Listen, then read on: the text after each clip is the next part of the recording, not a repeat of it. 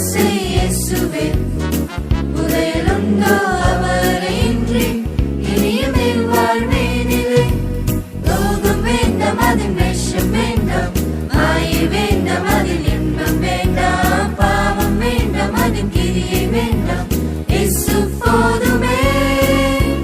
சிலுவை எடுத்து அவர் பின்னே செல்வேன் நேசத்தால் நான் அவர் பாடு சரிப்பேன் யுத்தம் செய்வேன் பின்வாங்க மாட்டேன்